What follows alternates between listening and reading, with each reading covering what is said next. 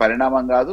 రేవంత్ రెడ్డి గారు ఒకవేళ రేపు బీజేపీలో పోయి ముఖ్యమంత్రి అయితేనేమో ఆయన పదవిని కాపాడుకోవడానికి అది మేము చెప్పలేం, కానీ మా పార్టీ మాత్రం ఎట్టి పరిస్థితుల్లో విలీనం కాదు. ఒకవేళ ఎవరైనా కట్టుబడి ఉంటాము దీనికి ఏదైనా ఛాలెంజ్ కి నిలబడతామని అంటే దానికి మేమందరం కూడా సిద్ధం. రైట్. ఒక్క నిమిషం మళ్ళీ యాదవ్ గారు.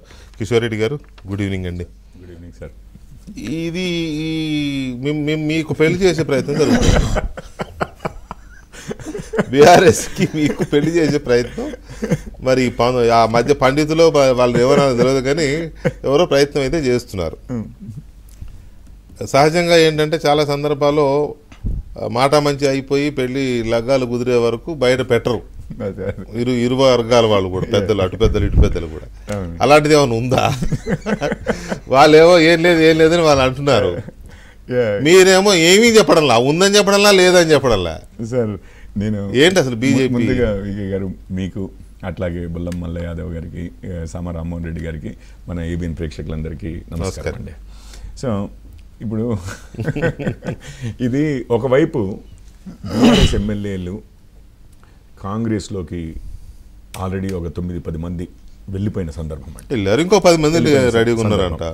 ఇంకా ఉంటే ఇంకో 10 మంది 15 మంది రెడీగా ఉన్నారని చెప్పి ముందు నుంచి మాట్లాడుతూనే ఉన్నారు. అది మొదటి నుంచి కూడా అందరినీ ఒకటేసారి కాకుండా అంచెలంచెలుగా, అది మరి కాంగ్రెస్ వారిది ఏమి, వారి స్ట్రాటజీ ఏముందో మనకు తెలియదు, కానీ విడతలుగా తీసుకుని మరి ఈ జాయినింగ్స్ అనేది చేస్తున్నారు. ఈ సందర్భంలో ఇప్పుడు బీఆర్ఎస్లో ఉండేది ఇప్పుడు ఒక 25 మంది అటు వెళ్తే లెజిస్లేచర్ పార్టీ ఎట్లాగో మర్జ్ అవుతుంది కాంగ్రెస్లో. ఇక మిగిలేది బీఆర్ఎస్లో ఆ నలుగురే అని అంటూ రేవంత్ రెడ్డి గారే అన్నట్టున్నారు, లేకపోతే కాంగ్రెస్ లో సీనియర్ నాయకులు అన్నారు. ఆ నలుగురు కుటుంబం కాకుండా గెలిచిన ఎమ్మెల్యేలు వెళ్ళిపోతే ఇంకా మిగిలిన వాళ్ళ నలుగురే కదా, అందరూ వెళ్ళిపోతారని అనుకోలేదు. సో ఇప్పుడు నేను అనుకోవడం ఏంటంటే, మొన్న ఈ మధ్య దీంట్లో అంతకుముందు కూడా ఒకసారి, అంటే 2 విషయాలు ఉన్నాయండి.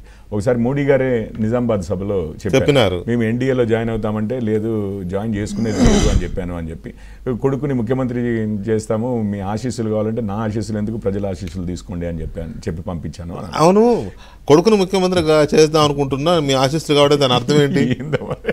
ఏమన్నా ఇంటర్నల్ తరగాదాల్లో అంటే తెలంగాణలో ఒకవేళ కలిపితే, ఒకవేళ ఇప్పుడు ఈ జరుగుతున్న ప్రచారం కనుక నిజమైతే మీరు ఒప్పుకుంటే